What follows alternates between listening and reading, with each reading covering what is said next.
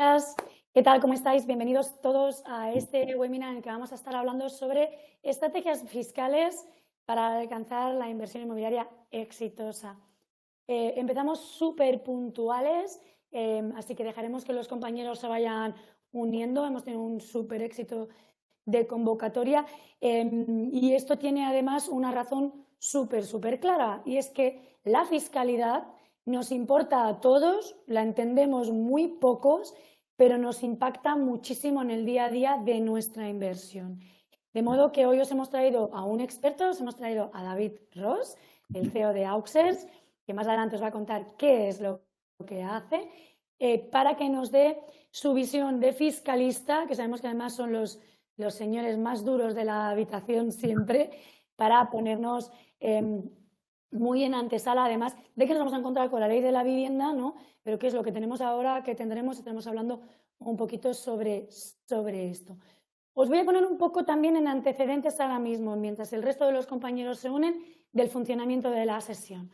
Vamos a ir pasando por distintos planos, pero vamos a dejar que intervengáis. Entonces, aquí a la derecha veis que tenéis pues, el chat tal cual, pero luego abajo tenéis un globo con un signo de interrogación. Os pediré siempre que me mandéis las preguntas ahí, porque así son privadas, solo las veo yo y, bueno, pues es un poquito más privado, ¿no? Temas del EOPD, que luego no tengamos temas. Las puedo traer a la pantalla si queréis, pero si no, directamente las voy a ir leyendo. Si queréis que las traigáis, me decís, soy no sé qué, no sé cuánto de Barcelona, o soy tal de inversor privado. Entonces las traeremos a la pantalla para que el resto de los compañeros puedan verlo en texto. Pero si no, las voy a traer. Si hay alguna pregunta que me enviéis a partir de aquí, de este globito comunicativo, de este globito de texto con el interrogante, que a lo mejor no viene muy al caso, no la voy a contestar ahora, pero si nos dejáis vuestro email para que queráis que las contestemos, pues os las responderemos en un email de forma privada.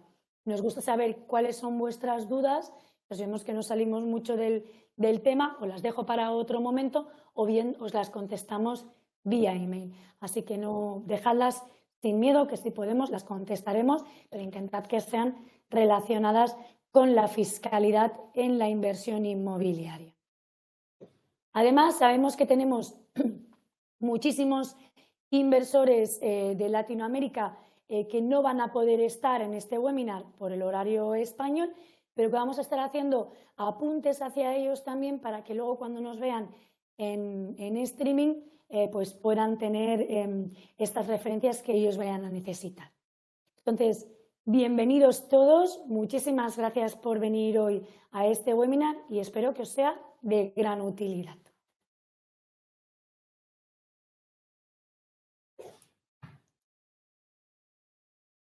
Sería muy bien una música, pero nuestras capacidades técnicas de momento no llegan hasta ahí.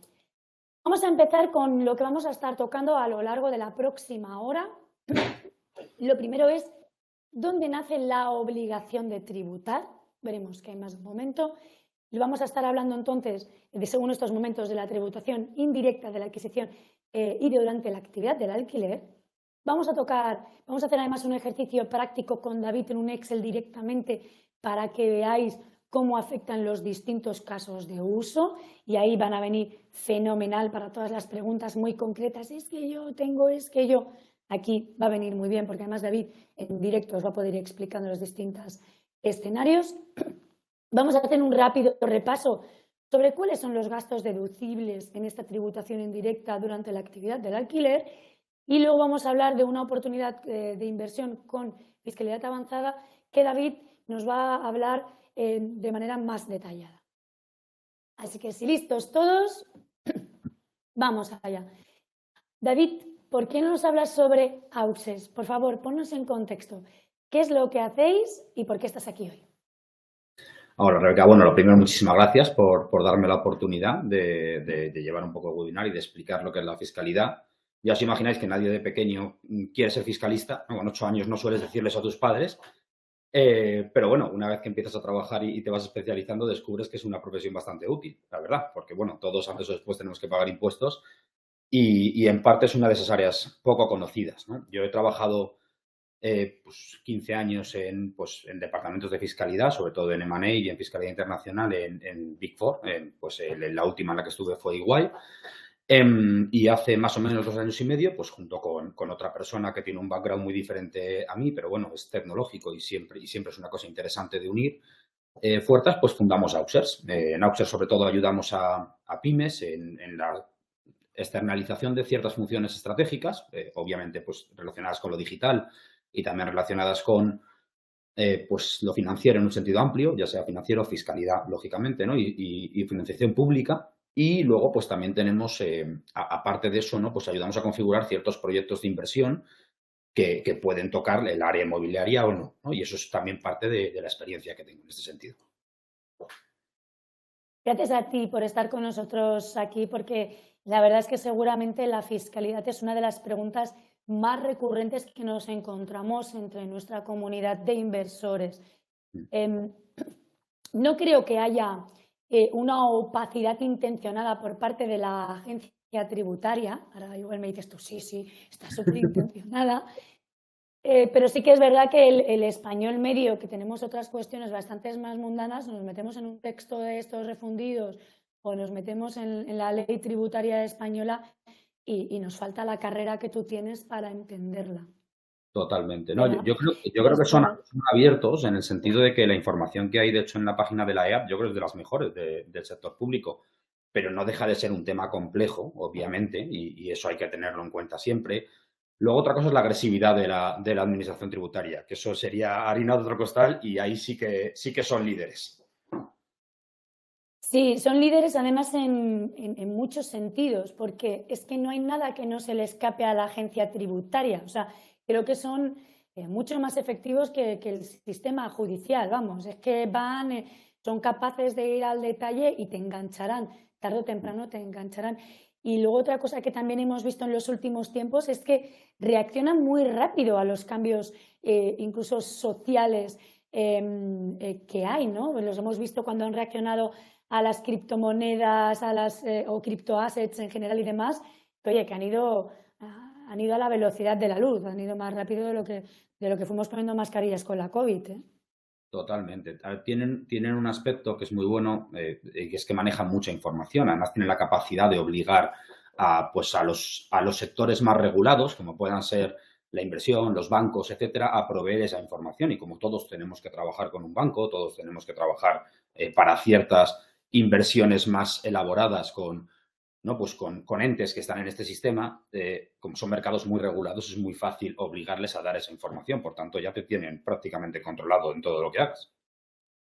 Bueno, esto nos pasa a todos los que trabajamos a todos los que tenemos empresa o todos los que llamamos órganos de administración de empresa, porque el ciudadano en medio tenemos la expresión de decir trabajamos para la agencia tributaria y no deja de ser verdad, pero es que cuando tienes una empresa sí que trabajas para la agencia tributaria, porque además te viene y te dice, oye, reténme a este señor que no me pagó, oye, ingrésame el IVA, ¿qué tal? Y haces de entidad recaudatoria además, ¿no? Recaudadora, y tienes la obligación de declarar todo lo que le pagas a todo el mundo y todo lo que estaría bien que además nos diesen comisión, ¿no? Que ya que tenemos de recaudadores, ¿no? Exacto. Nos diesen una parte. Delegan muy bien el trabajo, delegan muy bien el trabajo. Es algo para aprender. Delega muy bien el trabajo. Sí. Pues sí. De hecho, una de las cosas que siempre hablamos con la agencia tributaria y antes de que la presente Inviertis y lo que hacemos, para los que están aquí que no nos conocen, es que tienen muy claros cuáles son sus derechos, no tantas sus obligaciones. Porque tú pagan término, que ellos ya te pagarán y los intereses que pagas tú no son los que te van a pagar ellos, ¿no? Si se retrasan en el pago. Yo recuerdo perfectamente una vez que yo he trabajado como autónoma un montón de años, que me tenían que hacer una devolución de Hacienda y me lo devolvieron a 30 de diciembre. A 30 de diciembre justo para no pagar los intereses, que ya ves tú, los intereses que hubiesen sido, ¿no? Pero a ti haciéndote sufrir todas las Navidades. Sí, totalmente. Bueno, yo creo que la conclusión que tenemos que sacar con eso es que más vale estar ordenados, porque antes o después lo más probable es que te pillen si quieres si quieres jugar, pues es hacerse trampas al solitario, ¿no? Al final la información la tienen, Efectivamente. a De la hecho, vez es la un van poco donde va el objetivo, ¿verdad? Déjame que exacto. introduzca a Inviertis y vamos a entrar justamente en tema con este. Inviertis, para los que estéis aquí, seguramente es porque ya nos conocéis, pero la verdad es que me gusta mucho tener la oportunidad de dirigirme a vosotros directamente, que no siempre tengo esta oportunidad. Yo soy Rebeca Pérez, soy la CEO y fundadora de Inviertis. Llevo llevando el negocio ya desde 2019, con otra intensidad desde 2021. Y si bien nacimos con la idea de ser un marketplace, un mercado de propiedades que tenían inquilinos, analizándolas, presentándolas como un producto de inversión para facilitar esto, lo cierto es que a lo largo, especialmente de los últimos 2 años, 18 meses, hemos evolucionado mucho y ahora mismo estamos dando pues todos los servicios necesarios para que vosotros inversores no tengáis que hacer nada. De hecho, colaboramos con gente como David y Auxes precisamente para daros todo el abanico de servicios, desde la gestión del alquiler, los seguros, liquidaciones fiscales. Tenéis, como sabéis, un software gratuito en www.inviertispro.com que podéis utilizar para la gestión y monitorización de vuestra cartera, que además presenta muchas sorpresas de aquí a final de año. Tenemos una calculadora para que podáis calcular la rentabilidad de este piso que veis por ahí en cualquier portal inmobiliario y, oye, quiero ver tal, para que hagáis vuestras asunciones. Y evidentemente tenemos una cartera curada, ahora más de 500 inmuebles, que va a estar aproximadamente duplicándose antes de final de año, porque como sabéis hemos empezado a colaborar y trabajar con muchos fondos inmobiliarios que nos han permitido además acceder a un conjunto de inmuebles que no estaban en el mercado, que trabajamos en exclusiva o semi-exclusiva y que ahora mismo es final de año secreto, empiezan a aceptar ofertas. Entonces, nada, a vuestra disposición como siempre. Y dentro del planteamiento que nosotros hicimos con Inviertis, que nos gustaría hacer muchísimo más de lo que hacemos, pues somos una pequeña empresa con 15 empleados y los recursos dan para lo que dan, ¿no? Es la parte de la Academy, ¿no? La parte en la que creemos que hay que formar, además de informar al inversor para que pueda tomar decisiones acertadas, ¿no? Os acompañamos durante todo el proceso de la inversión, tenéis un asesor para cuando queréis contactar con él. Seguro que todos los que estáis conectados habéis recibido múltiples emails de Inviertis ofreciéndoos la agenda de su asesor para hacer una videollamada o una llamada, pero además creemos que no solo acompañaros en el proceso de la inversión, sino saber qué decisiones estás tomando son importantes, ¿no? Y de ahí este webinar donde empezamos a trabajar en fiscalidad. ¿Cuál es el objetivo, David? Y ya lo habías tocado. Cuando estamos hablando de fiscalidad. Y hemos tachado el no pagar impuestos. A ver, nos encantaría no pagar impuestos y por eso hay algunos que vuelan a Bueno, otros países. Pero voy a estando en España, ¿qué hay que hacer? Eso es, voy a matizar incluso mi propio programa. No se trata solo, no es no pagar impuestos como tal, sino que no debe ser exclusivamente no pagar impuestos, ¿vale? Yo la mayoría, como os decía, de mi carrera profesional he trabajado en operaciones de money. El cliente tipo de una operación de money es un fondo de inversión, lógicamente, ¿no? Es el que acomete operaciones de este tipo. M&A, si puedes, M&A son las siglas para Mergers and Acquisitions, compraventa de empresas, básicamente. fusiones y adquisiciones. Eso es. ¿Qué pasa qué particularidad tienen los fondos? Los fondos obviamente no quieren pagar impuestos y todos tienen estructuras internacionales muy depuradas y para eso contratan a gente como nosotros para que paguen los menos impuestos posibles. Pero también quieren asumir muy poquitos riesgos. ¿Por qué? Porque los fondos cogen capital de personas, las invierten, salen de esas empresas, venden esas empresas y devuelven el capital a los inversionistas, ¿no? Si Hacienda viene 3 años después y les pide algo, ellos ya han devuelto el capital. Entonces, es un problema muy grande para ellos, ¿vale? Entonces, ¿cuál es el objetivo de planificación fiscal que hacen ellos? Y digamos que son seguramente los entes que más dinero se gastan en asesores fiscales en el mundo. Es ordenar los activos que tengas, ordenar las inversiones que tengas de una manera eficiente, atendiendo a tus necesidades y sobre todo a tu visión futura, porque la planificación fiscal opera muy bien si se hace desde el inicio, pero es muy complicado de hacerlo cuando tienes la necesidad y no lo has previsto inicialmente. Entiendo. Y evitando el mayor riesgo posible. hay un aspecto que, obviamente, a mayor, digamos, a mayor tamaño de la inversión, más capacidad hay de estructurar o de hacer estructuras diferentes. Una inversión muy pequeñita, pues probablemente tenga menos opciones en el sentido de que hay ciertas estructuras que cuestan dinero y ese coste Claro, de gestión interesa solo cuando tienes pues una cantidad de activos suficientes para cubrirlo. claro. Hay dos temas que me parecen importantes de lo que estás tocando aquí. La primera, sobre todo por la falta creo que hay una falta generalizada de planificación fiscal. O sea, en general, las conversaciones que mantenemos con inversores, esto nos ocurre mucho porque nosotros en Invertis trabajamos el alquiler tradicional principalmente. No es por una decisión estratégica, es porque hay más, ¿no? Y Mm. aparte, por cuando se tienen que vender los inmuebles con inquilino, si es un vacacional, pues es más fácil hacer visitas, supongo, ¿no? O sea, que es un tema de exigencia.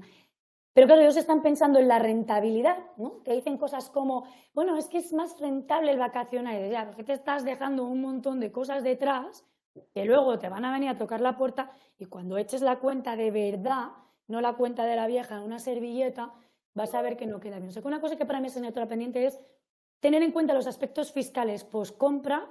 digamos, en la segunda parte de la vida de la gestión del inmueble, para que no nos pille el toro. Y una segunda que has tocado también, que me parece muy importante, que es, bueno, no va a tener la misma relevancia cuando tengo, y en este caso, que conlleva Invertis, un pisito, dos pisitos, que cuando Mm. estoy hablando de 8 pisitos, 10 pisitos, ¿no? Donde ya me Exacto, tengo que empezar a hacer otro tipo de planteamiento. exacto. Ese Y luego, sería el bueno, tema. exacto. Y luego un caso que puede pasar mucho. Pues imaginemos que estamos invirtiendo y, oye, pues estoy invirtiendo en alquiler tradicional y la rentabilidad que saco la reinvierto, etcétera, etcétera, y esto al final lo quiero donar a mis hijos, quiero que se lo queden, no a mis hijos. Em, hay una cosa que yo creo que es fácil de entender, que es que lo más fácil de heredar es dinero, obviamente, ¿no? Se reparte muy sencillo. Los segundos son acciones. Pues hay veces que interesa no solo por un motivo fiscal exclusivamente, sino que dependiendo de nuestras circunstancias personales, nuestra visión futura, etcétera, tener una estrategia u otra, ¿no? Porque cuando ya vas a querer, cuando van a heredar y poco a poco has ido construyendo ese capital y tienes 9 pisos y van a heredar y tienes 3 hijos y los 3 van a heredar tercios de 9, uy, como no se lleven muy bien. Ahí va a haber un Sí, problema interesante. sí, de eso vive mucho Invertis, ¿eh? Poca broma. Nosotros aquí lo que nos llegan son, cuando dicen, oye, pues la gente, ¿por qué quiere vender un piso con inquilinos? Pues en general hay herencias, divorcios y dramas, quiero decir, en Mm. general vienen este tipo de cosas. Sí, la planificación sucesoria también es un tema que hemos tocado en otros webinars antes y que hablábamos en la trastienda, que es importante y que hay que tenerlo en cuenta precisamente cuando entramos dentro de esta fiscalidad. Hablábamos al inicio de que existen dos tiempos, dos momentos para tributar. El primero es en el momento de la adquisición, ¿no? que a través del ITP, que ahora nos contará David. Y el segundo es, oye, yo ya lo he comprado, ya he pagado una primera tanda de impuestos, ¿no? Y ahora, durante la gestión de este alquiler, durante la gestión de este inmueble, sean 5, 6, 7, 8, 15 años, que de hecho la media de tenencia de estos inmuebles suele estar entre 7 y 9 años, ¿no? Es el que generalmente nuestros inversores suelen rotar la cartera. ¿Cómo devengan estas obligaciones? Háblame de la primera. Vamos a hablar del momento en el que adquirimos el inmueble. ¿Qué obligaciones Es, se devengan? Eso es. Es importante saber que, bueno, que vivimos en un mundo en el que el Estado, y perdona que haga esta pequeña introducción, pero creo que es relevante, filosóficamente los impuestos solo graban la generación de riqueza. Pero bueno, eso parece que casa mucho con la tributación directa o en el, ¿no? Según va la vida de la inversión, porque ahí generas una renta, etcétera. Pero bueno, pues parece que los estados son muy grandes y tienen que financiar muchísimas cosas que quieren hacer. Entonces, bueno, pues se han inventado la tributación indirecta, se han inventado los impuestos locales, se han inventado una variedad muy importante de impuestos que tenemos que tener en cuenta siempre, ¿no? La primera, pues, Imaginación no les falta, David, para esto imaginación no les falta. exacto. La primera son los impuestos indirectos y son en la adquisición, ¿no? Pues ahí no se ha generado ninguna riqueza, pero bueno, pues ya que hay una transacción que tienen que controlar, porque además los inmuebles es algo muy fácil de controlar, están situados y no se pueden mover, etcétera, etcétera, pues oye, vamos a grabarlos. Hay que tener en cuenta una cosa, en general, muy simple, porque aquí seguro que hay personas que invierten pues, con sociedades, personalmente, hay todo tipo de inversores, ¿no? Las primeras transmisiones de vivienda están sujetas al IVA, ¿vale? La vivienda nueva está sujeta al IVA. Y las segundas transmisiones de vivienda están sujetas a transmisiones patrimoniales, ¿vale? A ITP. Estos dos impuestos son incompatibles, o sea que tiene que ser o uno u otro, ¿vale? En las segundas transmisiones es verdad que si el vendedor es un empresario profesional y el comprador es un empresario profesional, pueden renunciar a la exención de IVA y, por tanto, tributar por IVA. ¿Por qué? Pues porque les va a interesar, porque tienen derecho a deducirse el IVA. Un empresario puede deducirse IVA en la mayoría de las situaciones. En cambio, una persona física no. El IVA en edificios locales, etcétera, es del 21%. En inmuebles es habitualmente de un 10%, salvo que sea protección oficial o alguna circunstancia específica. El ITP está entre el 6% en algunas comunidades autónomas, las menos fiscalizadoras, y hasta el 11%. Además, pongo estos dos ejemplos porque el máximo tipo aplicable en Cataluña, que me imagino que habrá gente de Cataluña en la llamada, es el 11%, cuando el inmueble es un inmueble de mucho valor, si no suele ser el 10%. Y hay un escalado, ¿verdad? Me mencionabas, David. ¿Te sabes de memoria en qué comunidades autónomas hay un escalado por valor? Todas no lo sé. Sé que Castilla y León lo tiene, sé que Asturias lo tiene, sé que Cataluña lo tiene, creo que Comunidad Valenciana también lo tiene, pero en todas no. O sea, no me sé. Las que cargan más impuestos, estas, justamente. Y sí que es verdad que hay pocas, o sea, Madrid tiene el 6%, pocas comunidades. El tipo general en España es el 7%, salvo que la comunidad lo modifique. Pocas lo han bajado, yo creo que Madrid debe ser la única, probablemente. Y la mayoría pues suelen tener pues, un 8, 7, un 8, una cosa de ese estilo, excepto las que escalan, ¿no? y suben más para inmuebles de mayor valor. También es verdad que hace poquito hemos tenido elecciones autonómicas, hay ciertos gobiernos autonómicos que han cambiado y el cambio de color pues suele provocar que las comunidades de un color sigan a las de su mismo color que ya lo han hecho antes, ¿no? y viceversa. Entonces eso creo que es ahí. Aunque no es muy del tema, hay que apuntar, porque que quede la nota, que también pueden haber reducciones de este tipo cuando hablamos de VPOs o cuando hablamos de gente joven, que en este caso no va a aplicar porque es cuando la adquisición de una primera vivienda, o sea, aquí nosotros hablamos de inversión, pero que están. Quien quiera que se informe. Están, incluso hay deducciones por la adquisición de vivienda ahora, pero claro, es esa vivienda propia, ¿no? Ahora en Madrid, si tienes hijos y cambias de vivienda, tienes una deducción de 15.000 euros del precio de adquisición, que es una cosa que oye, depende del valor y puede ser importante. Pero bueno, es para vivienda habitual, ¿no? Digamos, de la persona que compra. Para la inversión aplican muchas menos cosas. Luego hay que tener en cuenta que hay un segundo impuesto que se llama JD, Actos Jurídicos Documentados, que es un impuesto que suele ser del 0,75%. Bueno, en Madrid, que es la menor, el tipo normal español o general español es el 1%, en Cataluña llega al 1,5%. Pero hay que tener en cuenta que cuando se renuncia a la exención, lo que comentábamos antes, que un empresario o profesional dice, oye, yo quiero que me graben esto por IVA porque me lo puedo deducir. Entonces las comunidades autónomas aprovechan y dicen, bueno, pues entonces te cobro más a JD. ¿Para qué? Porque si no me quedo sin... Claro, vamos a ver. Claro. Entonces, normalmente esos tipos de AJD pues suele ser el doble. Madrid pasa del 0,75 al 1,5, Cataluña del 1,5 al 2,5. ¿Vale? Pongo Madrid y Cataluña siempre como ejemplos porque yo creo que son los más representativos por el tamaño de inversión. Eso es. Entonces, bueno, hay que tener en cuenta, por ejemplo, luego particularidades, ¿no? Yo qué sé, en una segunda transmisión que estamos invirtiendo desde una empresa y queremos renunciar a la exención. En cambio, si esa empresa solo va a alquilar a particulares en renta o en alquiler tradicional, digamos, como no va a hacer una actividad económica en la que devengue IVA, pues no puede renunciar a la exención, bueno, o no debe, porque no se va a poder deducir ese IVA, ¿no? Hay que tener en cuenta eso. Son excepciones, porque normalmente sí lo vas a poder hacer, pero bueno, yo creo que lo que nos tenemos que quedar es que pues, las personas físicas van a pagar ITP. También, obviamente, si compramos el piso a una persona física, esa persona física no nos puede cobrar IVA, que nos tiene que cobrar ITP, porque esa persona física no tiene ninguna obligación de liquidar ese IVA en la administración, ¿no? Lo que apuntaba antes Rebeca de que son las empresas las que van haciendo esta labor por la agencia tributaria. Si tú eres una persona normal, no tienes esa obligación y, por tanto, pues no puedes cobrar IVA a nadie. Pero bueno, IVA ITP va a depender sobre todo de personas físicas o empresas, ¿vale? Y en las empresas son recuperables muchas veces y en las personas físicas casi nunca. Vale, estupendo. Pues en este punto lo tenemos bien resumido, ¿no? Nos ponemos a pagar ITP, tenemos la parte de actos jurídicos documentados, que también hay que tenerlo en consideración. David, los impuestos que yo pago, es que ahora se me ocurrió, ¿los impuestos que yo pago en la adquisición de una vivienda son gastos deducibles? Siempre y cuando no son recuperables, es decir, el IVA no, porque es recuperable al 100%, pero un impuesto no recuperable es mayor valor de adquisición. Entonces, es deducible en la medida que amortizas el activo, ¿vale? O sea, no es deducible inmediatamente, pero sí va a ser deducible pues al 2-3% a lo largo de la vida del activo.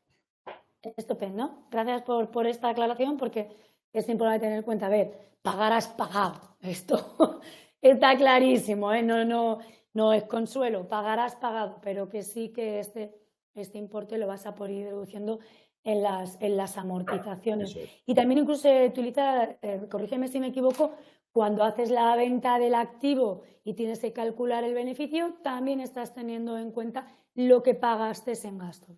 Exacto. O sea, lo que tenemos que tener en cuenta es que al final nada se va a escapar a tributación. Puede haber algo que podamos deducirnos durante la vida del activo, durante la explotación del activo, entonces es más inmediato. Oye, es mejor porque parece, Claro. es lo que queremos todos, nos ahorramos el impuesto mañana. Uy, qué bien, esto es estupendo. Pero bueno, si no nos lo ahorramos mañana, pues cuando lo vendamos, ojalá ganando dinero, ¿no? Que es lo que queremos todos, pues pagaremos menos en la venta, ¿vale? Entonces hay que tener en cuenta pues, ese tipo de cosas, nada más. Es verdad Sí, que, de bueno, hecho, no lo hemos metido y se me ocurre que podríamos tenerlo en cuenta, la tributación a la venta, ¿no? Y que nos eso vamos es. a encontrar, que no hemos Lo, hablado sobre esto, pero es interesante lo, tenerlo lo en cuenta. podemos meter incluso cuando hablemos del ongoing, digamos, de la tributación durante la vida de los activos, porque tiene mucho que ver con los mismos tipos impositivos que se aplican durante la vida.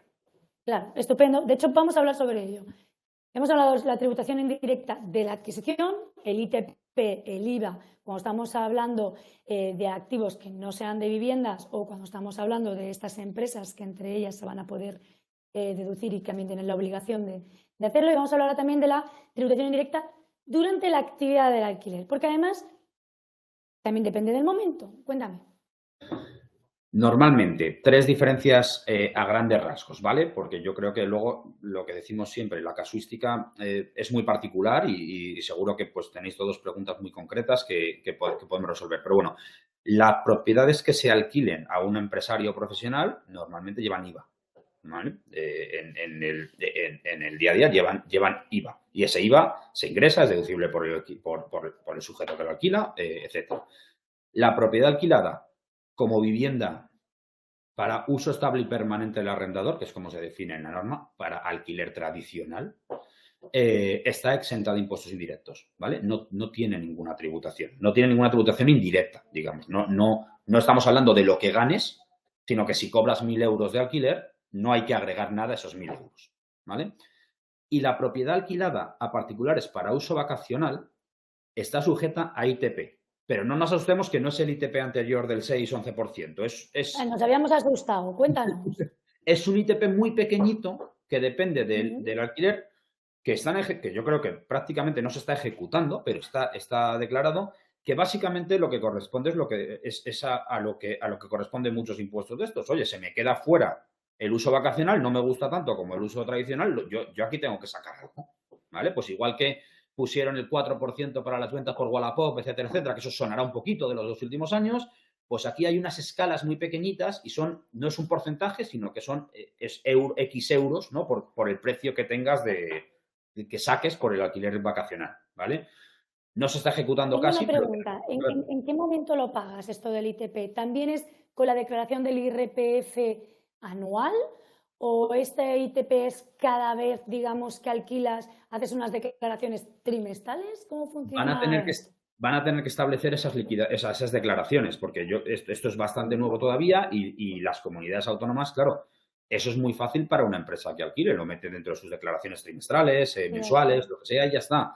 Pero claro, una persona física no tiene ninguna obligación de presentar una declaración. ¿Esto viene de la nueva ley de la vivienda, David, o viene de cambios tributarios directos? Viene de cambios tributarios porque tengamos en cuenta que el ITP es un impuesto cedido a las comunidades autónomas. Entonces, pese a que hay una ley de bases, o sea, una normativa común, luego cada comunidad autónoma es la que empieza a regular esto, ¿vale? Entonces, esto digamos que es una cosa muy nueva, pero que tengamos en mente que va a existir y que va a haber que pagar una especie de tasas turísticas. Es más o menos Vale, el equivalente a una tasa turística que habrá que ingresar vale, regularmente y que será sí, pequeñito o va a ser pequeñito, vale. ¿vale? O sea, no Pero impactará demasiado en la rentabilidad, pero hay que tener en cuenta sobre todo la obligación, porque cuando dejamos de atender una obligación, puede nos podemos haber, encontrar ante un problema. eso es, puede haber multas, ¿no?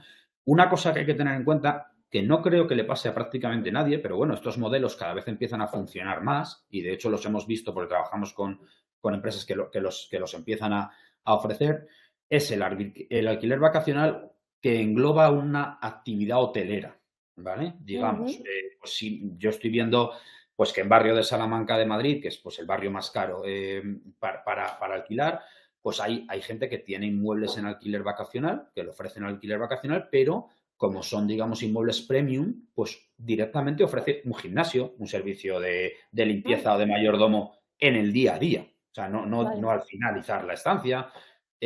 Ciertas cosas que se parecen más a un hotel, aunque no estén dentro del inmueble como tal. Ujú. Entonces, en esos casos en los que ese uso vacacional se pueda asimilar a los servicios que presta un hotel, deberíamos pasar a tributar como si fuéramos un hotel. Seríamos unos profesionales y deberemos cobrar IVA a los inquilinos. Porque ahora, por ejemplo, una propiedad alquilada particular para uso vacacional no lleva IVA. No lleva IVA. No No lleva lleva. IVA. Una pregunta que te quería hacer. ¿Dónde metemos aquí los famosos alquileres a medio plazo? Estos que están ahí en una especie de limbillo que ni para un lado para otro. ¿Está arriba, está abajo o está en ningún lado? Va a depender de que pueda considerarse como uso estable y permanente del arrendador. Obviamente, esto tiene sus características, pero bueno, para que os hagáis una idea, o sea, va a haber que ir caso por caso, pero normalmente van a caer en alquiler vacacional. Por ejemplo, un alquiler que puede entrar dentro de lo que tú dices y es de bastante larga temporada, que es el alquiler a estudiantes, ¿no? Durante el periodo lectivo, Unos 9 meses. eso es, no entra como alquiler estable y permanente, sino que pasa a ser alquiler vacacional, ¿vale? Esto es especialmente relevante, ya lo, em, porque no atiende la misma tipología de deducciones. ¿Verdad? Exacto. Esto va a Eso ser es muy lo. relevante, sobre todo por cómo tributa la renta que obtengamos de ese alquiler, más que por los impuestos indirectos durante la vida, porque al final no van a tener, no es alquiler vacacional, entonces va a estar exento, no va a pasar nada, no Ujú, va a haber nada que ujú, tributar, ujú. digamos, indirectamente, pero directamente sí. Vale, os recuerdo Y que además. directamente hay muchísima diferencia entre, digamos, el alquiler tradicional y cualquier otro tipo de alquiler. Perdona, porque creo que me ha fallado mi conexión quizás y te he pisado. Pensaba que habías acabado, discúlpame. Os recuerdo que tenéis a la derecha el globito así como de chat con un interrogante para lanzar sus preguntas, vuestras preguntas, que intentaremos contestar todas las que sean relevantes. Y ahora seguro que empiezan a surgir las preguntas, pues os recuerdo que tenemos ahí para que me hagáis las preguntas desde allí. ¿De acuerdo? Pensad que seguramente las compartamos luego por un tema de privacidad de datos. Vale, perfecto. Pues tenemos en claro, así como resumiendo, si se la tengo alquilada a una empresa o a un profesional, es decir, hablamos de locales, hablamos, por ejemplo, de una vivienda para uso estable y permanente de los trabajadores de una empresa, ¿tributa IVA? Y el que alquila es la empresa, sí, De ¿vale? acuerdo. Vale, pues los locales o incluso una vivienda que se lo alquilas a una empresa, aunque resida uno de sus empleados, eso Es tributa, siempre y tributa cuando IVA. la empresa lo alquile a título propio y no la tenga en el propio contrato de alquiler, no la tenga asignada a una persona en concreto. Entonces, si la tuviera asignada a una persona en concreto, se trata de un alquiler tradicional a esa persona, aunque el pagador sea la empresa, ¿no? Eso es quien paga y quien alquila. Si es un alquiler de una vivienda para la empresa, que luego la empresa libremente la asigna a quien estime conveniente, pues Genial. está sujeto a IVA, como todo alquiler entre profesionales. Estupendo, perfecto. Gracias por la aclaración. Nosotros de estos casos hemos tenido, es típico de grandes empresas o de clubes de fútbol, clubes deportivos, etcétera, que tienen para sus jugadores estos pisos. Yo, de hecho, los he visto en la segunda versión, ¿no? Que está nominal a los jugadores o los Ujú. deportistas, de modo que esos no hubiesen tributado IVA, sino que estarían dentro del segundo conjunto, ¿no? Tenemos que las propiedades alquiladas en contratos de larga duración, o sea, alquiladas como vivienda habitual, no tiene IVA, pero nos va a tocar tributar ahí también por el beneficio, y Mm. que aquellas que están para uso vacacional, entra una nueva legislación que se atribuye a las comunidades autónomas, que es un pequeño pago de ITP. No nos va a destrozar la rentabilidad, pero hay que tener en cuenta que se está devengando esta obligación. Exacto. Digamos que es el equivalente a la tasa turística que pagan los hoteles, más o menos. Más o menos. Que de hecho los hoteles han acabado repercutiéndoselo al cliente directamente, o sea que a lo mejor podremos estar viendo cositas de estas también, ¿verdad? Exacto. Perfecto, pues vamos adelante. Vamos a hablar de la tributación durante la actividad del alquiler, la que no devenga IVA, ¿no? O sea, de la que ya hablamos de yo tengo un beneficio, ¿qué voy a pagar? Ya tenemos Eso aquí, es.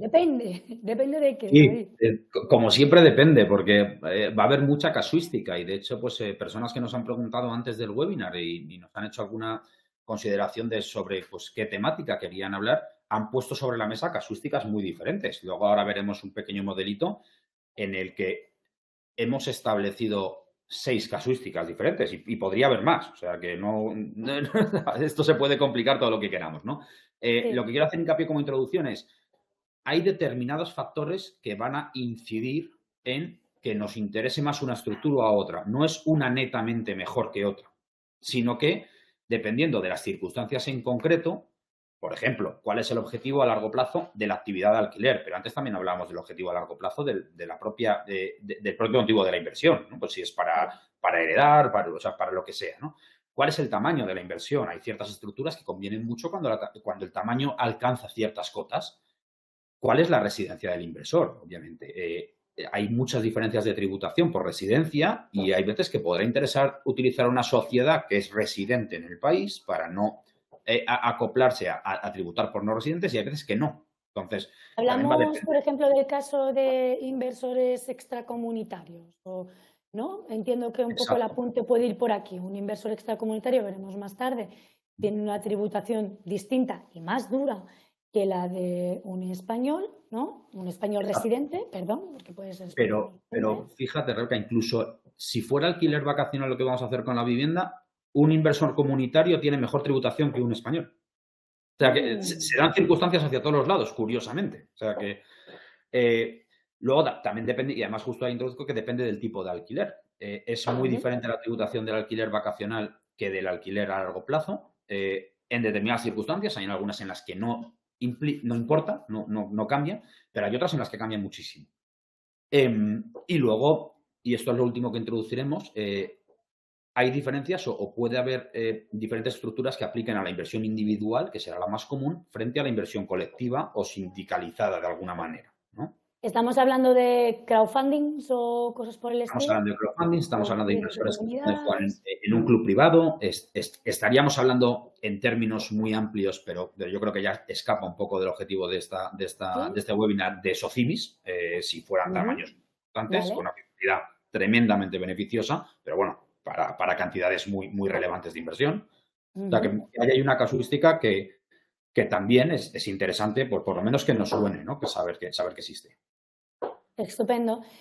Vale, pues vamos a entrar al detalle, si te parece. Teniendo en cuenta los objetivos que tenemos, el tamaño de la inversión es importante y de hecho lo veíamos ya al inicio en el momento de la tributación de la compra, ¿verdad? Decíamos es que en Cataluña y otras comunidades que tienen este escalado, pues puedo estar pagando incluso más ITP a mayores mi inversión, ¿no? Con lo cual Exacto. aquí también volvemos a hablar. Hablamos también de dónde reside el inversor, sobre todo estamos hablando, en este caso no hablamos de comunidades autónomas, David, ¿verdad? Estamos hablando del Estado español o que sean comunitarios o extracomunitarios. ¿Es esto No, la referencia? ¿O incluso ta- tiene que ver si tú vives en Cataluña o en Madrid que pagues más o también menos impuestos? También puede incidir porque el tipo de IRPF varía entre comunidades autónomas. Una vez más, Madrid es la más pro inversión, digamos, y el tipo máximo, que hay rentas que tributan al tipo máximo, es el 43,5 ahora con los últimos cambios normativos, pero en cambio Cataluña y otras comunidades se van cerca del 50%. Entonces, bueno, ese tipo marginal, dependiendo de cuál es la tributación individual, pues que sean solo las rentas de alquiler, cuántas rentas del alquiler hay, si hay además un salario que entra en el mismo paquete, digamos, Para las pues hay variables. personas que, depende de su residencia en España, pueden pagar 5 o 6% más que otras. Porque tenemos Hay playa, para ¿eh? todo. Que si no, que si no, Sí, sí.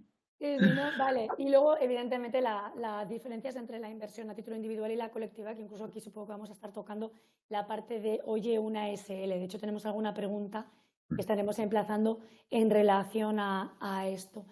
Entonces, ahora voy a dejar de compartir yo la pantalla, la va a compartir David directamente porque vamos a entrar en el detalle ya de la inversión y hacer unos pequeños ejercicios prácticos para que podamos ilustrar esto, ¿no? De hecho, hemos hablado de que si estás invirtiendo como persona física o invirtiendo como empresa, tienes un tipo diferente, veremos cuáles son los tipos. Estamos hablando de la residencia del inversor, en este caso vamos a estar hablando de extracomunitarios, comunitarios y España hablaremos de rangos, no entraremos al detalle de las comunidades autónomas, corrígeme si me equivoco, y vamos a ir entrando también en los tipos de inversión. Aquí voy a empezar una pregunta que se ha escapado desde el chat, David, por si podemos hacer una mención al caso. Nos preguntamos sobre el alquiler por habitaciones, que si se alquila para larga estancia.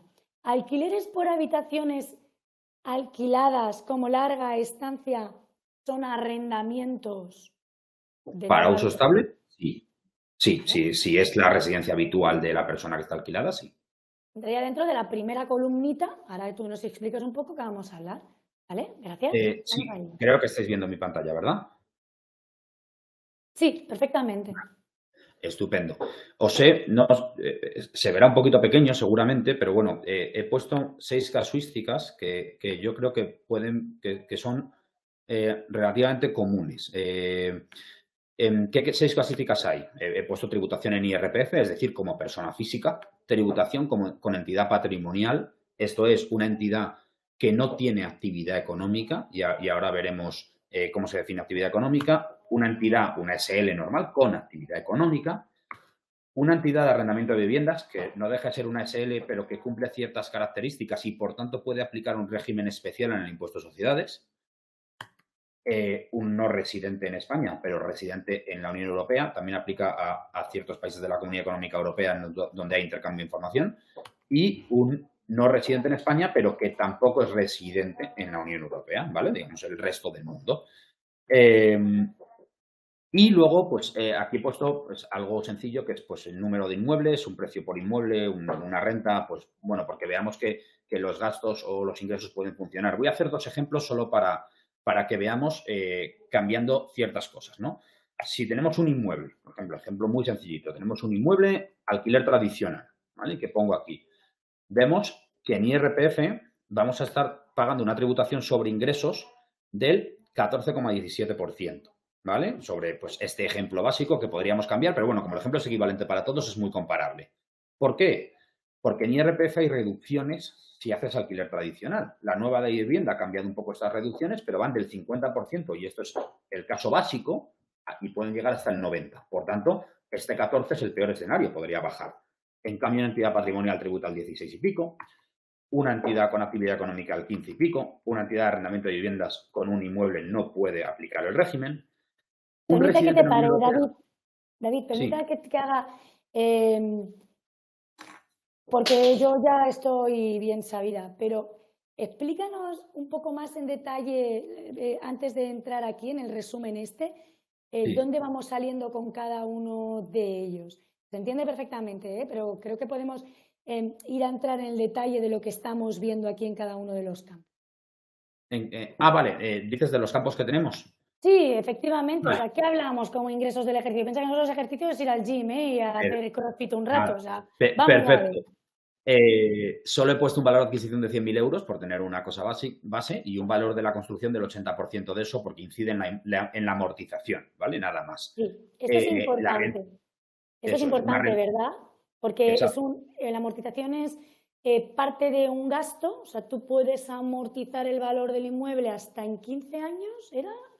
Bueno, en 25. personas físicas un 3% como regla normal de la parte de la construcción, ¿vale? Nunca de la parte del suelo. Nunca de la parte del suelo. Eso es. Y en SLs, en empresas, normalmente vas a aplicar un 2% de amortización, es un poquito más baja. De todas formas, mayor o menor amortización luego inciden en el precio que tiene de cara a la venta, ¿vale? O sea, lo que te deduces, lo que más te deduces ahora, pues más pagas a la salida, ¿vale? Digamos que Ujú.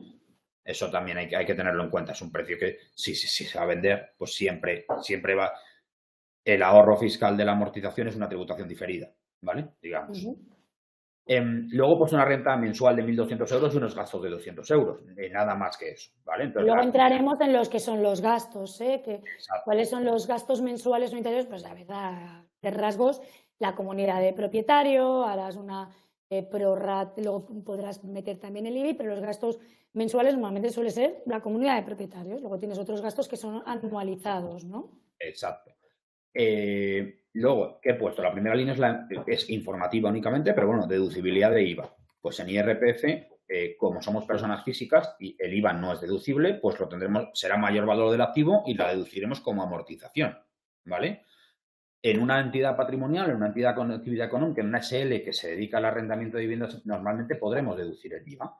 En cambio, si somos no residentes de la Unión Europea, como hay que asimilarlo a los residentes españoles, igualmente como amortización, y si somos extranjeros puros, digamos, no europeos, pues no hay forma humana de deducírsela, porque no hay amortización, ¿vale? Los ingresos del ejercicio veréis que son, pues, 1.200 por 12 en todos los casos, para que no haya diferencias, para que sean comparables. Los gastos del ejercicio son lo mismo, los 200 por 12 más la amortización, ¿vale? En este caso, Ya no he querido estaríamos hacer el que más o menos cambio estaríamos en un particular en el 3%, ¿no? Sería lo en el habitual. 3%. He aplicado el 3% también para sociedades porque si no tendríamos que entrar en la mayor amortización actual implica mayor tributación en la venta. Entonces, bueno, complicaría bastante el caso, ¿vale? He puesto una amortización equivalente en todos para que sea más comparable el caso. Entonces, la base imponible al final es ingresos menos gastos, hasta ahí normal, y el tipo impositivo, ¿vale? Aquí sí que diferencia, y eso es lo que hace diferenciar la tributación efectiva de la que hablábamos, ¿vale? El tipo en IRPF, estoy poniendo 42,5, que es el de Madrid, pero como decíamos, hay comunidades autónomas que se pueden ir al 48, 49, ¿vale? ¿Cómo sabe esto una persona, David? Pues prácticamente te diría que Google lo tiene estupendamente. Si ponemos tipo marginal IRPF, lo vamos a obtener. Va a haber tablas hay muchísima información gratuita que normalmente, si viene de cualquier despacho de abogados, está bien y es fácil de entender. Podemos ir a la página de la agencia tributaria, pero bueno, ahí seguramente pues, nos va a costar un poquito más encontrar los datos y va a ser más técnico el comentario y a lo mejor lo entendemos peor. Pero cualquier despacho de fiscalista que ponga una tabla que parezca que tenga, ¿no? Pues cierto, pues que sea un poquito conocido, va a tener el dato bien puesto, ¿vale? El tipo impositivo, para aclarar el concepto, que sé que muchos de los que nos están escuchando no tienen ni pajolera idea, el tipo impositivo es sobre los beneficios que tú estás generando de este inmueble, es el porcentaje que te corresponde pagar a la agencia tributaria y que depende, exacto, corrígeme si me equivoco, David, de tu nivel de ingresos en esta parte, o sea, no los que vienen de trabajos, o sí que son los de trabajo también, y de donde vivas, porque según la comunidad autónoma, pues en la Floral o en Cataluña, puede cambiar esta tabla. ¿Es así?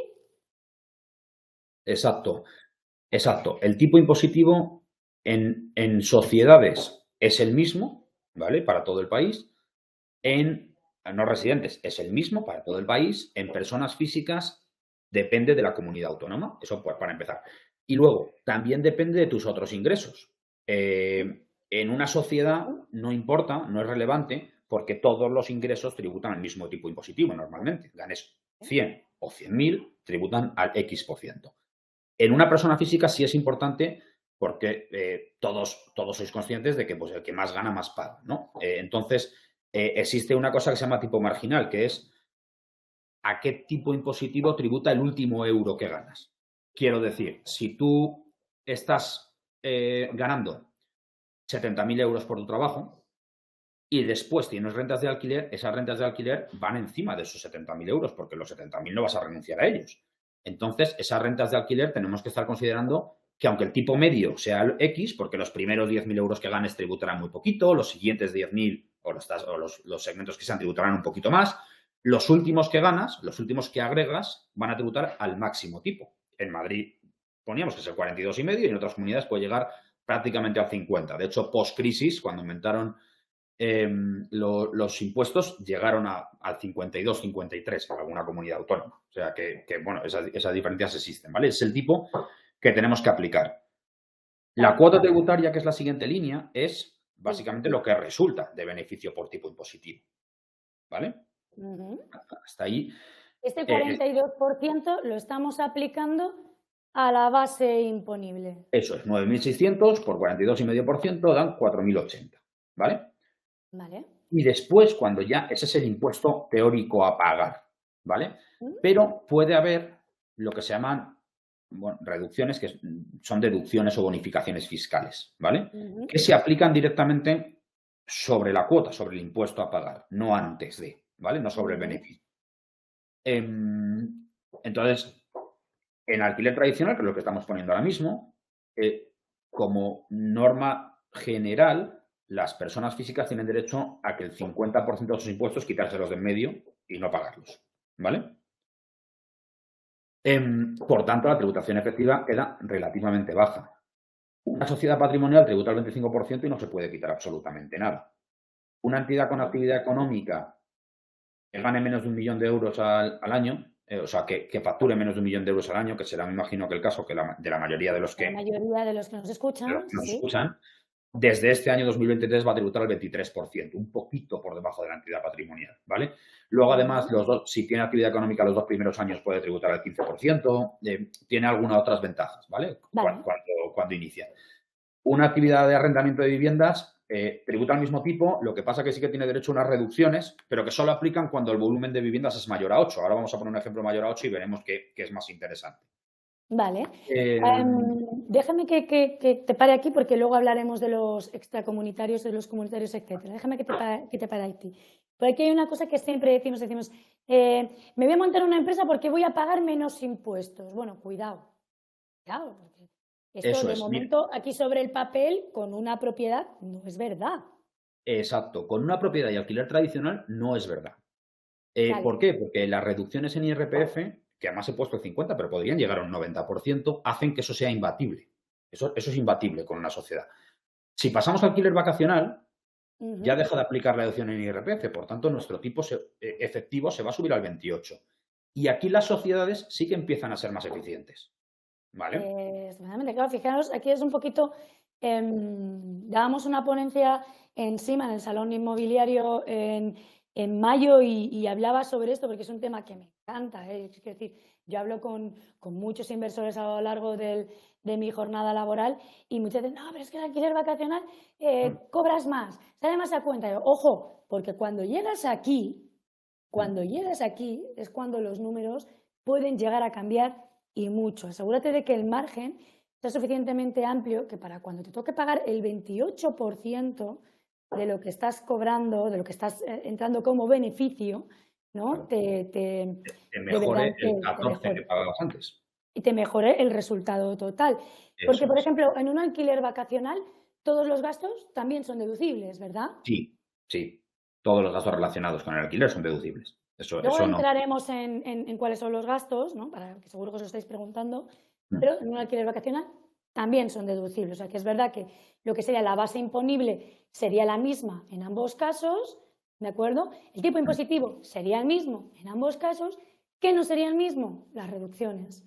Y la cuota resultante, al final, a pagar de esto. Cuando hablamos como persona física, que es un porcentaje muy amplio. Y luego ya vamos a hablar de la parte de las empresas, donde mientras hablemos de uno, no. Esto tiene sentido a medida que avanzamos. Claro. Y entramos luego ya en la persona física, en comunitarios, extracomunitarios. Cuéntanos aquí, por favor. Eso es. Un segundo, Reba, que voy a terminar con una cosa que creo que también es relevante. Aquí vemos que el tipo impositivo de las entidades en alquiler vacacional ya es más bajo que el de la persona física, pero tenemos que tener en cuenta que una sociedad conlleva unos gastos de gestión.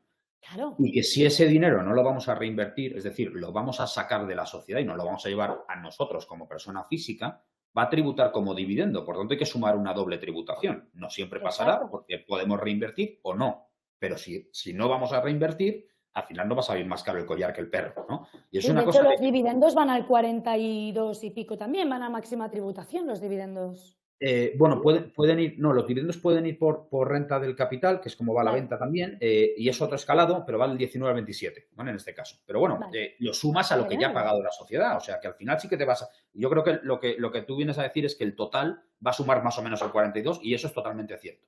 Y eso es totalmente cierto. Ujú. Perfecto, Em, gracias. entonces, pero imaginemos que cambiamos una cosa muy simple, 10 inmuebles. Tenemos 10 inmuebles y alquiler tradicional, que es el beneficioso para las personas físicas. Tenemos el mismo 14 que hemos visto antes, ¿no? De tributación efectiva. Aquí las sociedades no lo superan, porque, pues bueno, tenemos la reducción del 50%, que es muy relevante. Pero en cambio entra en juego una cosa que se llama entidad de arrendamiento de viviendas, que solo funciona cuando hay más de 8 inmuebles. Y como también tiene reducciones, y eso que la ley de vivienda las ha quitado en buena parte, pasamos a tributar un 9%. Entonces, a volumen de la inversión puede interesar una entidad. Ujú. Si en cambio con ese Estupendo. mismo volumen pasamos a alquiler vacacional, la entidad de arrendamiento de viviendas no funciona porque solo es para alquiler habitual, digamos, pero en cambio Ujú. veíamos que las personas físicas empiezan a tributar mucho y aquí las sociedades tributan menos. Entonces, bueno, pues depende de esos conceptos, va a interesar más una cosa u otra. No siempre, quería hacer este ejemplo que sé que puede ser complejo para que veáis que cambiando solo el número de viviendas y el tipo de alquiler, nos salen 3 o 4 opciones diferentes que son más interesantes o menos dependiendo de los factores que estemos considerando. Tiene una pregunta uno de nuestros, Francisco Valderrama, o Valderrama Francisco, entiendo que es Francisco Valderrama, en que nos dice: buenos días, las mejoras en eficiencia energética en aquellas viviendas en alquiler como persona física minorarán el tipo impositivo. Francisco, no minoran el tipo impositivo, pero sí tienen derecho a una deducción. Y una deducción en IRPF, en tu IRPF, que es un porcentaje del importe que has gastado en esas obras de eficiencia energética. Es decir, que van, digamos, por un cajón separado, aunque obviamente tienen impacto fiscal, ¿vale? Pero van aparte de alquiler. O sea, dentro de esta listita que tenemos de gastos, reducciones, no está, iría en otro lado, al final de la declaración, digamos. Eso es. Bueno, una eficiencia energética normalmente va a depender de cada cosa, pero normalmente va a ser mayor valor de adquisición de la vivienda, o sea que eso sí va a impactar en ese sentido, no es un gasto La deducible, parte pero de gastos, eso es, sí. pero habrá más amortización, entonces, bueno, pues sí que va a aplicar de una manera u otra, pero luego específicamente tienen un derecho a una deducción fiscal. Entonces, bueno, eso puede impactar. También, por ejemplo, en la mayoría de los municipios de nuestro país, las empresas que tienen placas solares, porque esto sí que es para solar, no toda eficiencia energética, Ujú. pagan menos IBI durante unos años. Entonces, bueno, pues también es otra cosa que hay que tener en cuenta. Depende del municipio, en este caso, pero bueno, son más cosas a agregar a la baraja para complicarlo un poquito más todo. No, pero es un tema maravilloso que va a estar de actualidad, bueno, ya está en boca de todos y más que va a estar en los próximos meses, cuando de hecho va a ser obligatorio, ¿no? Para poder seguir arrendando viviendas o transmitirlas, etcétera, que tenemos que empezar a adecuar el parque a una mejora de eficiencia energética. O sea que nos da para un webinar, de hecho. Así que Sí. mil gracias, Francisco, por la pregunta, porque la verdad es que es súper, súper interesantes. ¿De acuerdo? Nos estás haciendo, Jordi, una pregunta que tiene que ver con la transmisibilidad, que hoy no vamos a tocar, pero que seguramente te podremos contestar. David, una cosa que me parece importante que no hemos hablado, las diferencias entre las tres entidades. ¿Qué diferencias hay entre las entidades? Estamos hablando empresas. Exacto. ¿Qué Sí, diferencias hay entre estas tres empresas y cómo alguien físico puede acabar en una de ellas y que parcialmente va a responder la pregunta de Jordi? em, las tres pueden ser una SL, o sea que a priori pueden ser lo mismo. La diferencia va a ser qué hacen esas empresas, ¿vale? Una SL que tiene más de la mitad de su activo en valores o en inmuebles que no están dedicados a una actividad económica, se considera una entidad patrimonial. Esto hace que tenga, como veis, un tipo impositivo un poquito superior, porque la bajada del 25 al 23 que se ha efectuado este año no aplica a entidades patrimoniales. y, sobre todo, que luego tenga otras repercusiones en patrimonio. No está exenta de impuesto de patrimonio si es que la persona que es dueña de esa SL tiene que pagar patrimonio.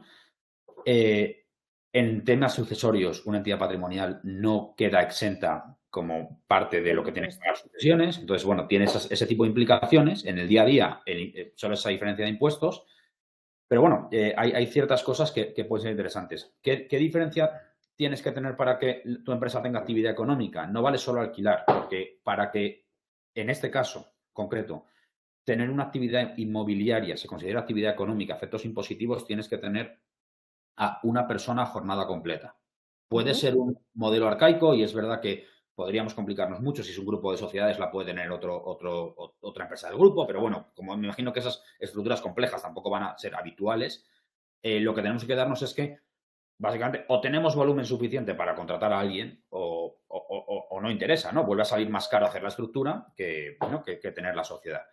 Y la de arrendamiento de viviendas viene a ser lo mismo que la anterior, es decir, tiene que tener actividad económica, entonces va a tener que tener una persona contratada, pero luego además tiene que tener al menos 8 viviendas destinadas solo a alquiler tradicional, ¿vale? Puede ser que se dé un cambio, es decir, puede ser que hayan personas que tengan entidades patrimoniales o entidades con actividad económica que ahora se considerarán entidades de arrendamientos de viviendas. Sí, Entre yo tengo entidad una actividad patrimonial, económica con un señor trabajando, tengo 8 viviendas o 10 destinadas al alquiler nacional, que antes era una entidad con actividad económica y ahora será una entidad con arrendamientos de viviendas. Este traspaso se hace automático, ¿tengo que hacer algo con ello para poder bonificarme de este 40%? pues mira, una SL cuando la fundas o cualquier SL normal, per se considera que va a tener actividad económica.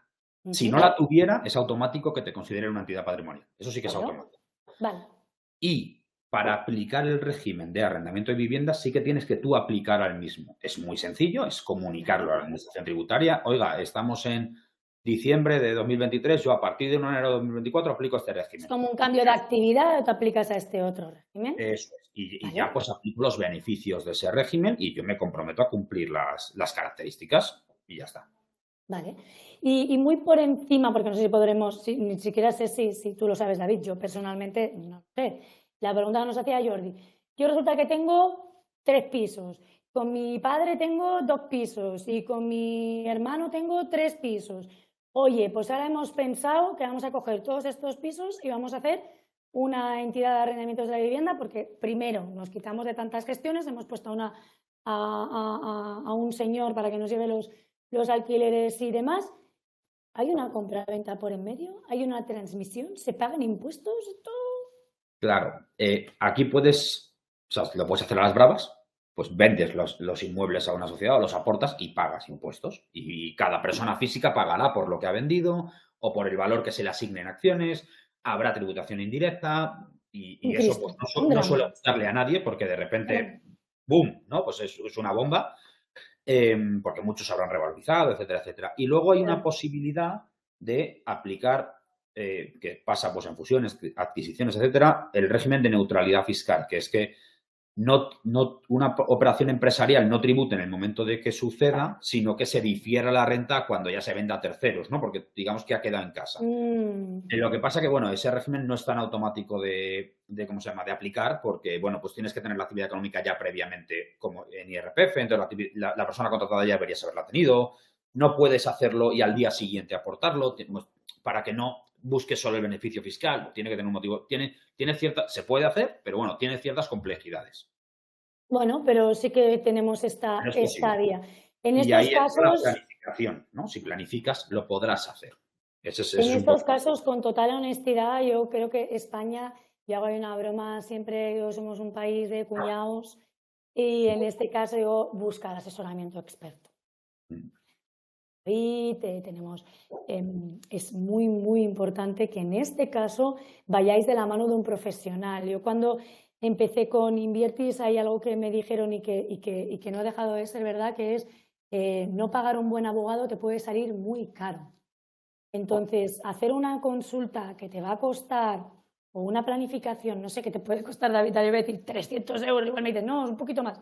Bueno, lo que te cueste, seguro que te lo vas a ahorrar luego uno, en quebraderos de cabeza, en gestiones y lo más importante, en impuestos, ¿no? Y que no te venga luego las típicas complementarias, Entonces, todas estas gestiones que son un poco más, contad con un asesor. Es imposible que en un webinar de 1 hora en el que tocamos tantísimo, salgáis con las dudas resueltas. Podéis tener una primera idea, ¿no? Y decir, oye, he oído qué tal, lo puedo hacer, voy a ir a un asesor. Pero esto es, niños, no lo hagáis en casa, porque realmente, a menos que seáis una persona sabida y experimentada, nos podemos encontrar con un problema. Gracias, David, por todo esto. Estamos ya fuera de tiempo y vamos a pasar rápidamente a la última parte, que además tengo algunas preguntas que responder a este respecto, que entraba dentro de esa segunda fila que tenía David, de cuáles son los gastos deducibles. Esto es súper importante. Es una pregunta que nos hacéis un montón, pero que la verdad es que es muy sencillo. Pues todo lo que sea atribuible a la gestión del alquiler de la vivienda. ¿Es atribuible a la gestión del alquiler de la vivienda? Sí, pues lo puedes meter. Los gastos de reparación y conservación. Y ahí aprovecho para responder la pregunta de Joaquín, ¿no? Que decía, compré una vivienda que tuve que cambiar el baño y la cocina, ya que estaban muy deteriorados. Compré otra vivienda que estaba semi-reformada y no tenía ni cocina ni baño. A la hora de venderla, ¿cómo puedo articular estas mejoras? Pues mira, lo primero que te diré, y esto, David, corrígeme si me equivoco, pero es que yo he hecho unas cuantas declaraciones de la renta. Lo primero que te puedo decir es que eso ya en la declaración de la renta de ese año ya puedes poner la obra. Puedes subir el importe y tienes que poner el NIF de quien te hizo la obra. De manera que además eso lo añadirás al valor del inmueble y lo vas a poder amortizar. Ya estás atribuyendo valor a este inmueble, lo estás metiendo como más alto valor de adquisición, con lo cual también a la hora de vender la diferencia te va a merecer la pena. Lo digo porque a veces, no, es que me lo ha dicho mi cuñado, me ha ahorrado el IVA, no, es que pago sin IVA. Pues mira, boom, aquí lo tienes, porque no te lo vas a poder deducir, no lo vas a poder meter como una mejora del inmueble y luego eso te va a afectar fiscalmente. O sea que nos hemos ahorrado un 21%, pero echa la cuenta en el Excel que a lo mejor te toca más pagar de impuestos, pues ya sea la compra o lo que sea, ¿no? Entonces, es muy, muy importante. Si tienes factura, eso lo metes y además no importa si las obras las hiciste en otro año, las puedes meter este año y las puedes incluir en la mejora. También aquí entran cosas como se ha pintado, se rompió una llavera, cambiamos el termo, está amueblado y me ha tocado cambiar los electrodomésticos y los enseres. Resulta que lo tengo alquilado por habitaciones y mezclo los suministros. También vas a poder meterlo aquí, ¿no? ¿Que he pedido una hipoteca? No puedes meter la cuota, pero sí los intereses. Hay una casilla para eso específica en la declaración de la renta. He habido una intermediación inmobiliaria, que además ahora sabéis que estáis obligados a pagar esta intermediación inmobiliaria al alquiler, también. Y si la hubo en la compraventa del inmueble, también. Por ejemplo, nosotros en Inviertis cobramos 1.500 euros en los gastos de asesoramiento y de cierre con esto. Aquí también te los vas a poder reducir, los vas a meter en estos gastos de la agencia inmobiliaria. Luego, evidentemente, todo lo que sea la comunidad de propietarios, servicios de terceros, normalmente esto viene, pero si tú tienes una casa alquilada y tienes gastos de jardinero para este inmueble, también te los puedes deducir. Evidentemente, todos los impuestos que pagas por el inmueble. IBI, tasa de recogida de basuras o como se llame en la localidad, que generalmente suelen ser impuestos de aplicación local. Los seguros, incluyendo el de impago, ¿verdad, David? Sí, todos. ¿Vale? Y la parte más complicada hasta hace un par de años era la parte de amortización del inmueble, porque tocaba hacerlo tú en un Excel y era un Cristo, pero ahora te lo hace la declaración de Hacienda, la agencia tributaria, ¿verdad? Exacto. Nada que añadir. Básicamente, apliquemos sentido común. Seguramente donde puede haber un poquito de dudas es qué gasto es reparación y cuál es mayor valor del activo. Pues bueno, no hay nada definido. Esto lo va contestando tributos pues por consultas que le van haciendo o por casos específicos en los que pues multa o no multa, ¿no? Pero bueno, es mucho sentido común. Pintar la casa pues es un gasto de conservación. Eso es un gasto del día a día, digamos. Pues se trae un inquilino, tiene que venir otro. Pues cambiar completamente el baño y la cocina pues es mayor valor del activo, porque es una mejora, ¿no? Claramente en la vivienda. O cambiar el tejado o hacer una piscina, si es que fuera una casa, ¿no? Eso parece que es una mejora clara. Bueno, pues oye, cambiar 2 baldosas porque se había picado una y tal, pues va a ser más conservación, ¿no? Es un poco sentido común, básicamente. Aquí, de hecho, entraría la consulta que hacía el compañero anteriormente. Yo he hecho unas obras de adecuación a la eficiencia energética o he puesto unas placas y demás, no las voy a meter como conservación, va a ser mejora. Y en este caso la vamos a poder amortizar, aunque luego, como apuntaba David, yo la verdad aquí no tenía ni idea, vamos a encontrar otra casillita por ahí al final de la declaración de la renta que nos va a permitir tener una deducción, no sé si de la base o de la cuota, que en definitiva nos permita pagar menos impuestos, ya que hemos hecho un esfuerzo. Eso es. Eso es. Bueno, hemos hecho un repaso aquí rápido de los gastos deducibles, pero vamos, es que, de hecho, ayer lo comentábamos, compañeros, en el despacho. Y sí, chicos, si es que es lo que hay, todos los gastos atribuibles al inmueble. Si tú te has comprado un coche para ir y venir del piso, pues no, eso no te va a tocar, ¿no? Pero si, por ejemplo, tienes en un alquiler vacacional un servicio de limpieza, pues sí, lo vas a poder poner porque es lo necesario para llevar a cabo esta actividad. Eso es. Hasta aquí vamos a dejar un poco en un lacito algunas preguntas que no he respondido. Lo haré mediante email porque son preguntas un poco más específicas y se salen del tema, porque quiero que David nos explique. Nosotros siempre hablamos, claro, en Inviertis hablamos de pisos y de casas, porque vendemos pisos y vendemos casas, ¿no? También edificios o paquetes, pero cuando yo he estado con Inviertis durante todo este tiempo, de lo que verdaderamente me di cuenta y es que el inversor no tenía de nada. El inversor no tenía de nada, significa que el inversor no tenía información, no tenía formación, no tenía herramientas online, no tenía un asesoramiento. Además, el pequeño y mediano inversor, porque claro, las grandes empresas pueden pagar lo que les dé la gana y ya lo hacen, ¿no? Que saben latín. Pero al inversor le faltan muchísimas cosas. Y parte de esta formación entra dentro de lo que yo hablo, lo que siempre digo que es primero de inversión, que es la diversificación. Y la diversificación no solo es en voy a comprar 3 pisos, ni voy a comprar 3 pisos en 3 zonas diferentes, ni voy a comprar 3 pisos en 3 zonas diferentes que además tengan uno una alta rentabilidad pero sea una zona malilla y la otra sea patrimonial, sino diversificar en la tipología de inversión. Aquí englobamos incluso decir, oye, no lo tengas todo en el inmobiliario, ten también en otra tipología de activos, ¿no? Como podrían ser acciones, fondos indexados, etcétera. Pero si nos quedamos hablando del inmobiliario y además lo focalizamos en cómo aprovechar la oportunidad fiscal, David nos va a hablar de un instrumento que no es para novatos, niños tampoco lo hagáis en casa, entre comillas, pero que tiene muchísimo valor de conocer y tenerlo en cuenta en nuestra estrategia de inversión. Cuéntanos, David. Gracias, Rebeca.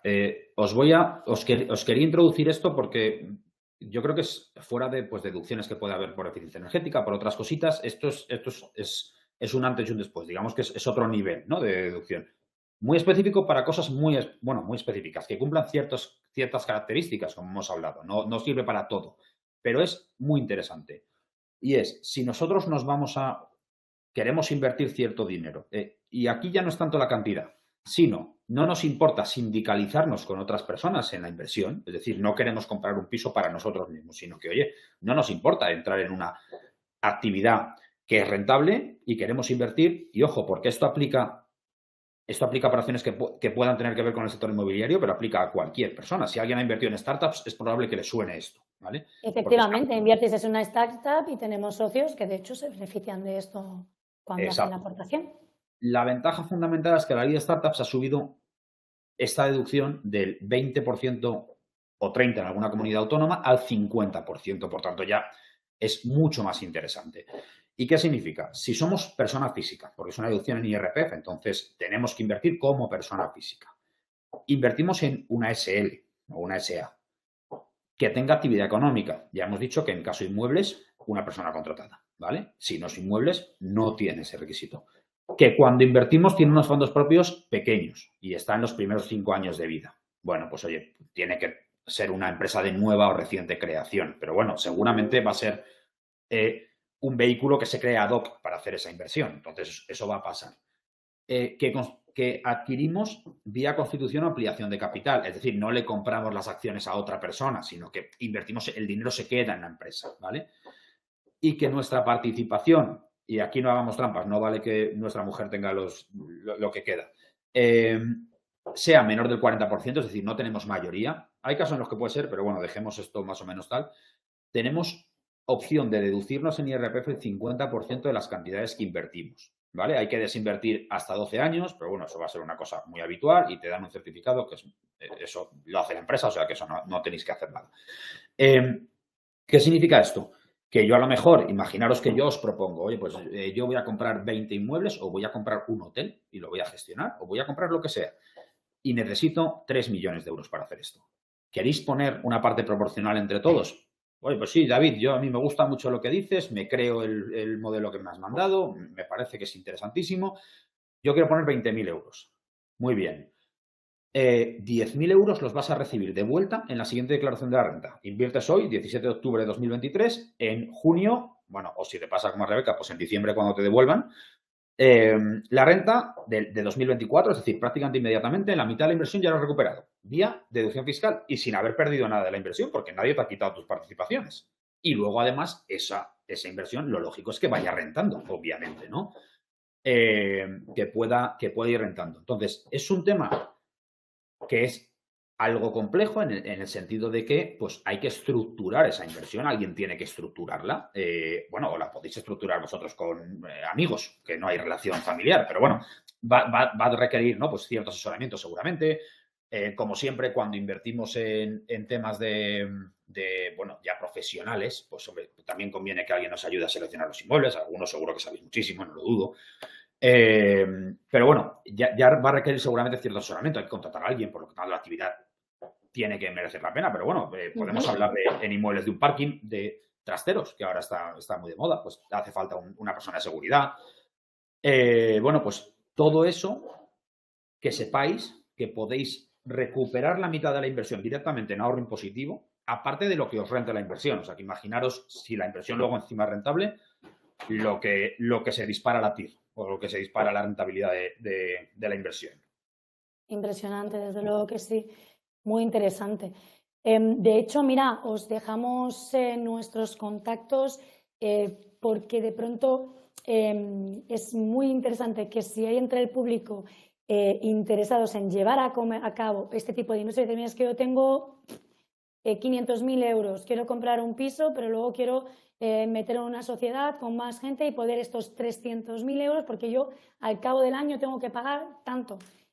Poneros en contacto con nosotros, es algo que podemos articular entre Auxers e Inviertis para que nosotros podamos proveer del capital inmobiliario necesario para que la inversión sea un éxito, mientras que Auxers pueden ayudar con todo el asesoramiento y la estructura para que vosotros podáis llevar esta inversión a cabo. Hasta aquí el webinar de hoy.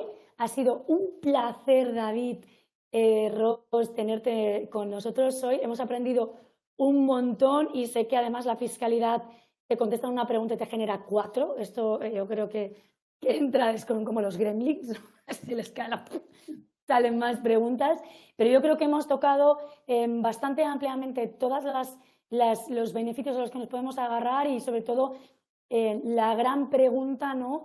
Que es, oye, ¿cuándo me interesa irme a una empresa? ¿Cuándo me interesa hacer un vacacional?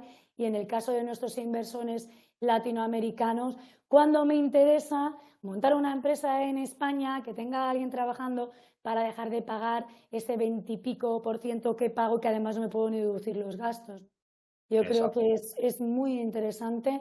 Muchísimas gracias. Perdonad por el retraso, pero había tela para cortar. Os recuerdo además que esto queda grabado, que os lo pasaremos por email para que podáis tener, y también incluso las slides, para que lo podáis ver y podáis tener el PDF de lo que hoy hemos comentado.